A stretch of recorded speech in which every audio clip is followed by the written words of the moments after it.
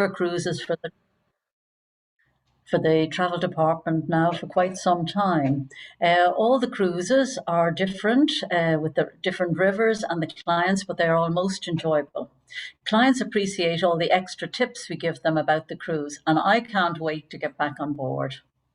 Hi, my name is Sean, and I've been working for the travel department now for 6 years on the river cruises throughout Europe. It's a very good way to see Europe and at leisure. I really enjoy it, and I enjoy meeting the people that come on our tours.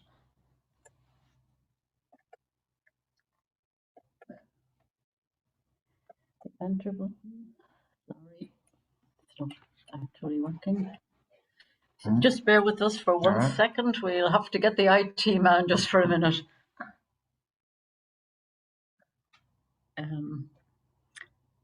I hope you're all sitting nice and comfortably there.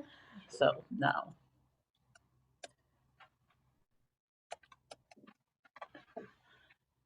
To hit the enter button. Now maybe we're on our way. Eventually. Trouble with in the engine room. Just a few words about our day of arrival and embarkation. Upon arrival in Munich, we are met in the arrivals area by the local guide and travel department tour facilitator. If you're lucky, it might be me, or otherwise. We are then taken on a short city tour of Munich, taking in the highlights of the city, with just a short time for a break for refreshment. And following this, we then start our drive to Passau. It's a 2-hour transfer, typically. So upon arrival in Passau, we will board our ship and commence check-in. Your baggage will be taken from the bus and taken on board the boat. They will be taken to your cabin. So upon check-in, it is a requirement that you keep your passport with you. You will need your passport for check-in on board. After your check-in, you will then be taken by a member of the crew to your cabin, your new home for the week. In your cabin, you'll find a daily schedule, which is printed out, and it will outline the timing of events for your first evening on board. Normally, a safety briefing is number one item on the agenda, and it's very important that you attend this meeting as the ship rules are clearly defined on that evening.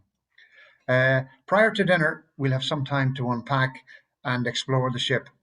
A pre-dinner cocktail is served in the panoramic lounge, and we are introduced to the key members of the crew and the captain himself. All evening meals are served in the dining room at tables allocated to the travel department group. And the standard of food and the quality of service is 5-star. We'll be more on this at a later time. Special dietary requirements can be catered for. Just let the people in travel department know prior to your departure of any specific requirements that you have in that matter. After dinner on night one, we're treated to some entertainment by the ship's musicians. The first night is generally an early night with following a long day's travel. People are tired and head to bed quite early. But this is not the trend for the week. We are known to keep the midnight oil burning. So first night, sleep tight. Now, each evening after dinner, a daily program is left in your cabin. And that details the itinerary for the next day. It will inform you of the breakfast times, excursion times, and all boarding times. It normally includes a little bit of information about the places we're to visit and the interesting facts about those places. Breakfast and dinner are served in the main dining room. Breakfast consists of fresh fruit, homemade breads, meats, cheeses, eggs different ways, and rashers and sausages. Lunch and dinner offer wonderful choices. Depending on the schedule, you may have to leave the boat early for a coach excursion or walking tour. In each cabin, there's an audio device which enables you to hear the guides clearly, giving you time to take in the scenery as they talk. All the guides employed by travel department are excellent. After the tour, you put these audio devices on charge in your cabin so they're ready for the next excursion. Normally, the excursions work as follows. About 15 minutes prior to departure time for the trip, everybody hands in their cabin keys and are given a boarding card. On this card, you will find the name of your cruise ship and and the telephone number of the ship. So no matter when you leave the ship, you must hand in your key and obtain this card. This assures the cruise director that everybody's on board and ready to sail. The most important thing to remember about a river cruise is time and tide wait for no man. The cruise must adhere to a strict timetable to enable it to enter the locks at their appointed time and get you to the next port of call. All of these details are explained by your facilitator and the cruise director, so everything runs smoothly. Now to a little bit of paperwork. Money. On board, you sign for all the drinks, spa treatments, and anything that you wish to purchase from the shop on board. You're given a receipt, and we recommend you to keep this so that you can compare it with the preliminary invoice you receive on the last night of the cruise. As we sail from port to port, it's wonderful to sit out on the top deck and watch the activities along the river, or challenge somebody to a game of shuttleboard. We've had great competitions with the other nationalities on board. There are deck chairs on the top deck where you can relax with a cocktail or catch up on some reading. During these onboard times, there's often a talk by the cruise director on the various excursions being offered on the trip, or information on the Danube from its source to the sea. Other times, the chef may do a demonstration on how to make apple strudel, and it's then served with the afternoon tea. And afternoon tea is served every afternoon at 4 p.m., just in case you're feeling a little peckish. Just a few words on river cruising itself in general. River cruising has to be one of the most relaxed ways of means of holiday travel. You come on board, just relax and let the river take you onward to your next destination. Capacity on board the ship is 150 persons, so there are no long queues. It's a very relaxed atmosphere throughout. And the standard of accommodation and service on board is 5-star, but we'll have more of that later. The boat will normally dock in a city centre location, and it will allow lots of free time for onshore movement. So you're free to come and go as you please from the boat, but always to be aware of your back on board time. This is the time that the boat will sail, and it's very strict to adhere to this. Here we have a view of the interior of the ship, a view of the panoramic lounge and the dining room, both of which present wonderful views of the river itself as we glide along. Depending on your preference, you may wish to visit the gym, the exercise gym, or you may just wish to sit in the bar and remain there. The choice is yours. Modern boats are all equipped and powered by electronic motors, so noise is to a minimum. Most people find the lock system on the rivers of great interest. To navigate the river, the boat must enter a number of locks, and depending on the river, but in most cases, these locks present great engineering feats and are a wonder to behold. When you look at the height gain or height loss, depending on the direction of the boat, it is very impressive. So some people wait up at night to watch them as they enter and leave the locks. Now, here we have a typical example of the cruise ship. So you can see it's well defined, and you'll find the first day you're a bit at sea or on the river, and then you're home immediately. You know your way up to the panorama bar, down to the cabin, etc. Now, here we have a plan of the different cabins. On the Hayden deck, you'll find the lower cabins with the elevated window. The Strauss deck then is the middle deck.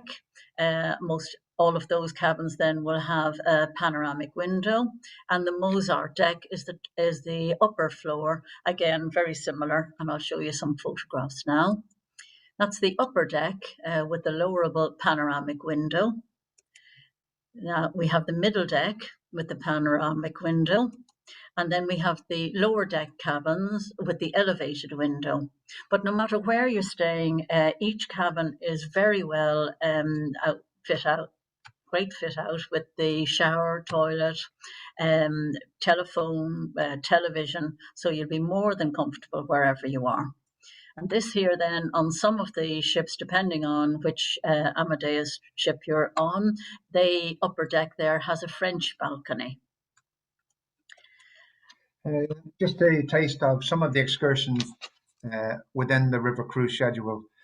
Within your schedule, there are normally a number of excursions that are included.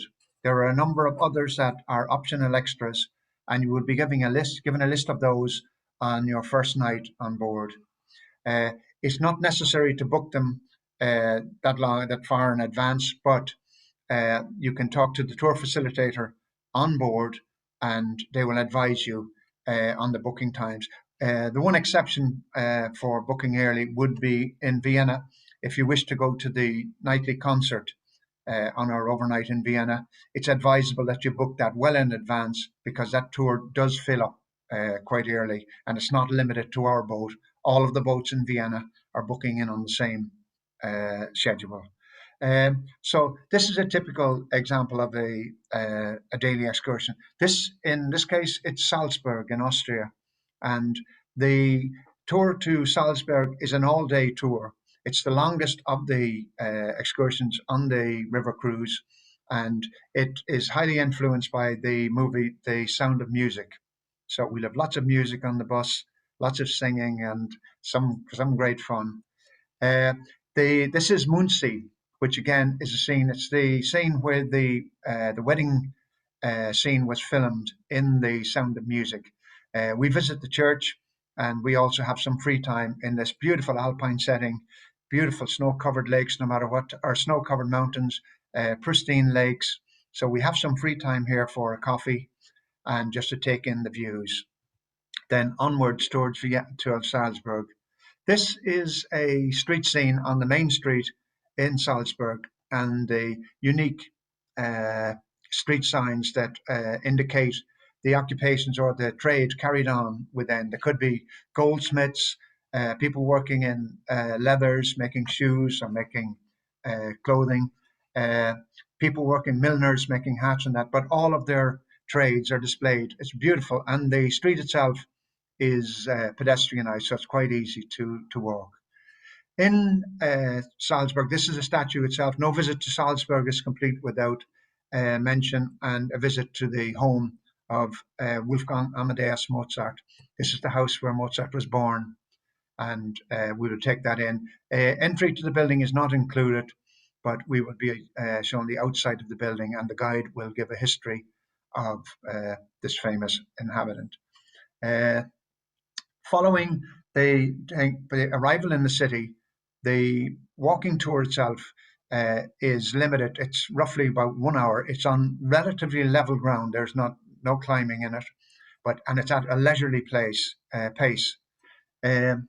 So we ramble through. Here is a view of the Mirabel Gardens with the castle in the background. We don't visit the castle on the tour, but you can see that we're walking on the level ground. This again is a scene from The Sound of Music, and the tour will take us onwards through the city. Again, taken within the gardens. Following the short tour, we are taken to lunch in one of the oldest restaurants in Europe. It's beautiful. It's a memorable setting, and quite often, again, choirs you will hear in the various rooms for some of the tours singing parts of the music from The Sound of Music and dressed up as the Van Trop family. So following lunch, we have some free time in the city just to ramble at leisure. It's a small city centre, so you won't get lost. And again, the assembly point is clearly marked, and you will have the tour facilitator's details to contact if you do get lost or happen to ramble off. But back on board then for our transfer back to the boat. Oh, Vienna. What a wonderful city. On all of these river cruises, you're just getting a taste for each of the cities you visit. But whatever one you fall in love with, it's great maybe to take a city break again with travel department when you can get more time. But here, the boat docks outside Vienna in a little town called Nussdorf. It's approximately 30 minutes from the centre. And you're moored among the Vienna hills, where in your free time it's lovely to wander through the walking trails, enjoy a glass of local wine, or visit the Beethoven Museum. There's a tram station about 20 minutes walk away from your ship, and you can use that if you want to stay on for some extra time after the city tour, or a taxi will drop you very near the ship. Now, a typical excursion in Vienna, it'll start off with an early coach trip to the centre with a panoramic tour pointing out all these beautiful buildings such as the Opera House, and this is St. Stephen's Cathedral, where the walking tour ends. This is at the top of the main shopping street, and we're given free time after the tour to get a coffee or a cake in one of their lovely, fabulously decorated buildings, all with their high ceilings and chandeliers, so you'll feel like a king or a queen sitting there. The coach then takes us back to our ship to relax and have lunch. Or for those who want to stay on, as I said, and explore the city more, they can take the tram back or a taxi back to the ship. Now, for those that may have, I'm just going to show you a few more scenes. There's the Vienna Theatre and the Parliament Building. And now we come to the Hofburg Imperial Palace. This is one of the buildings that we stop outside on our walking tour. And if we're lucky, we might see one of the Lipizan horses, where they're trained in the Spanish riding school just opposite this building. And again, on the panoramic tour, we might little glance in at Strauss. He's situated in one of the parks there. Now, here's the Schönbrunn Palace. So an optional tour that's offered after lunch for those who come back to the boat or the ship. You'll be taken by coach, and your guide will explain all about the palace and its beautiful gardens. It is absolutely fantastic. I don't know if anyone saw the concert there from Vienna, the summer concert, and it was filmed there at Schönbrunn. It just brought it all back to me, what I was missing in the last 18 months. Then back on board the ship, for those going to the Sound of Vienna, that's normally excursion takes place after an early dinner at around 6 o'clock. This concert is held in the Kursalon. Sean said it is a very popular excursion, and the Kursalon is situated in the centre of Vienna, and there you can relax and enjoy the music and the waltzes of Strauss, and that's all performed by professional dancers and singers. And then on the coach back to the ship, because it gets dark earlier in the continental cities, you'll see all the buildings lit up. So it's like a day and night tour there of Vienna. And that's the end of an exciting and busy day through Vienna. Our last port of call is Budapest in Hungary. And as we enter Budapest, we pass beneath its majestic bridges, a series of bridges on the River Danube, each one different in design and fantastic constructions. We're docked, the boat is docked close to the city centre and quite close to all the attractions. We have, for people, some people are interested in the spas. In this case, we can see right across the river from the docking point, we can see the Gellert Spa, which is one of the most famous. Some people, if you bring your swimming gear, it is advisable to visit some of the spas. There are many throughout the city, and also docked close to, or situated quite close to the docking point is the indoor market, fantastic spice market, food halls, place to pick up your spices and herbs for all your winter stews when we return home to the cold. There's lots of free time to explore the city yourself, and for those that are over the age of 65, travel is free within the city limits. So I know it's difficult to convince the authorities there that we are of that age, but I have an attempt at it every time. So I'm quite convincing and get free travel for everybody. But the This is a point this is Hero Square, which is one of the points we visit during the coach tour of the city. Next, this is the synagogue, and again, a place of interest to many people, one of the largest synagogues in Europe, and it is possible to enter, but not on our excursion. So you may wish to visit it. It's quite close to the docking point, so you may wish to visit it in your free time. You can put it on your list. Next is St. Matthias Church, which is located up at Fisherman's Bastion, high above the city. The city of Budapest itself, Buda is on the hilly side, the mountainous side of the river, and Pest is the flat side. So this is high up on Fisherman's Bastion. This is a view of St. Stephen's Basilica, and again, one of the largest basilicas in Europe. Again, you can enter this on your free time. It is not included on our tour. This is a view from Fisherman's Bastion and looking down the river, and beautiful views. It is the with the tour, you get some free time up here, so you can take pictures, and you have some cafes nearby that you can have some refreshment.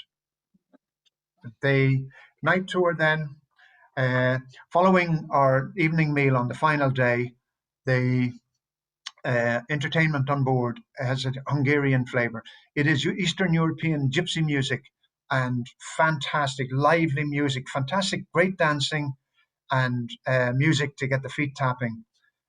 Sometimes it cannot match the Irish contributions through the week, but the Hungarians give it a fair go. After the entertainment on board, we're then taken on a night cruise down the river beneath the bridges. All are illuminated, and the city itself, all the buildings, the main buildings along the river, the Parliament building and the cathedrals, they're all lit up and illuminated. So it's a fantastic trip. It lasts about 1 hour, and it is worthwhile to wait up for that. It's the final event on the final night. So that is one that you will have many happy memories from. Now, here are some of the other ports of call. It would be impossible this evening to go through each excursion on the Passau Budapest tour, but Regensburg is the first stop, and it is wonderful to see the 12th century stone bridge there. There's an optional walking tour offered, or you can explore on your own as the ship is docked very near the city centre. You can visit the cathedral or watch the many weddings that take place here. Linsk is a pickup city on this particular Passau Budapest cruise, but if you're on the Passau tour, it's one of the longer stops. Here we come to Bratislava. Bratislava is one of our stops on this particular cruise, and it's very popular with its castle and very pretty streets with plenty of souvenir shops and wonderful cafes. So how the day passes there, you take a coach tour up to the castle, and it's all the guides again will give all the explanations about what took place, and it's fabulous. And then they bring us back down on the coach to start a walking tour of the city, and then free time afterwards to shop or just sit in one of the fabulous cafes again. You see what I'm doing on most of these trips, and it's just lovely. And the boat is moored very close to the centre of the city. Esztergom then is a port we stop at, where those who are taking the optional tour to arrive at Budapest by bus disembark. But the basilica here is a wonderful sight as we sail past. We pass by Esztergom there with the basilica on the way, where the people who are staying on board arrive in Budapest under all those lovely bridges. And Emmersdorf then is a small little place, but the famous Melk Abbey with the Benedictine monks, and again there's an optional tour to visit the abbey, which is well worth it. All good things, unfortunately, must come to an end, or in our case, we might just put them on pause till you come back with us again on your next cruise. The final day, normally on the evening prior to on the final night, you would get a preliminary invoice, which would be left in your bedroom, and yours to peruse at your leisure. But it will detail all of the services that you purchased on board and a final tally of those. So it's important that you keep your bar bills or any services like hairdressing and that you have taken on board, that you would then come and settle up and pay for those on the final night. On the final day itself, I will distribute, or somebody, the tour facilitator will distribute bag tags. The bag tags will detail then where your bags will be taken from outside your cabin and placed on the dock. They will be kept under secure guard whilst they're on the dock.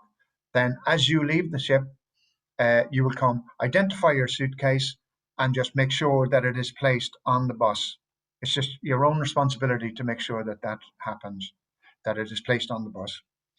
Following that, we embark on a city tour of Budapest. It will take in all the highlights of Pest and then take us up to Buda. So there's no need for you to do a full city tour. There are people offering city tours that there's no need. It is included on our final day in Budapest. Following the tour then, we proceed to the airport. The tour facilitator will be returning with you on the flight to Dublin, on the return flight, and be with you right through until we arrive in the arrivals hall in Dublin. So until we meet again on that one, farewell. Now, Travel Department are offering a discount to those of you that are with us this evening. And if we've whetted your appetite at all, the particular trip I've been talking about and shown, the Passau Budapest, they have 2 departures this year, the 1st and the 15th of September, and they're offering the discount which is available to you there. Also, there's an earlier trip going down the Seine, and that's departing on the 25th of August. And if you're interested in that, you just call the sales team here. If you want, we possibly haven't given you every bit of detail, but if you want to visit the Travel Department website, www.traveldepartment.com, you'll get the full itinerary of all the cruises that are being offered in September now and August, and for next year, if you want to plan for that. And